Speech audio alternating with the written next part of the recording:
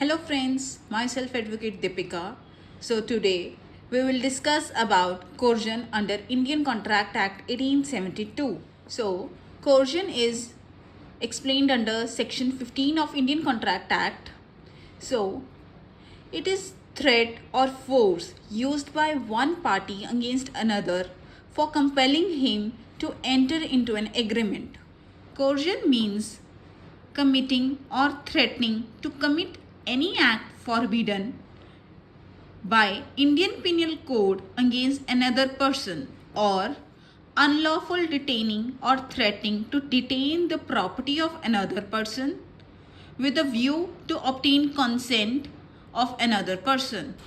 One question is arised that who can exercise coercion? Coercion may come from a person party to the contract or even third person not connected with the contract directly. There are some important points. First is prosecution. A mere threat to prosecute a man or file suit against him does not constitute a coercion. Next is high prices and high interest rate.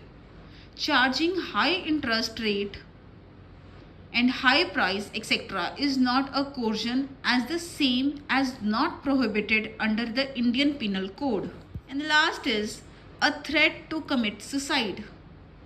Consent to an agreement may at times be obtained by threatening to commit suicide. Threat to commit suicide also amounts to coercion. Next question arises, what will be the effect if the consent is caused by coercion?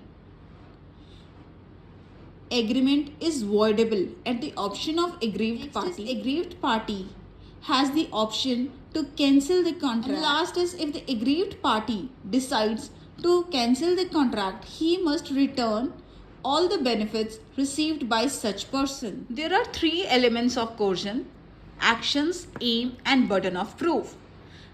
Under action, threat, physical violence or force. Under aim, coercion is generally used as a tool to force a person to enter into a contract with the other party, usually for the benefit of the other party. And the burden of proof lies with the aggrieved party. There is one example. A threatens to hurt B if he does not sell his house to A for rupees 5 lakh. Here, even if B sells the house to A, it will not be a valid contract, since B's consent was obtained by coercion. Now the effect of coercion is that it makes the contract voidable. In the case of Askari Mirza versus BBJ Kishori, the court ruled that threatening with criminal prosecution will not amount to coercion. However, if it involves false charges, then it will fall under coercion. So this is all about coercion under Indian Contract Act 1872. In the next lecture, we will learn about undue influence under section 16 of Indian Contract Act 1872. I hope you like this video. Thank you.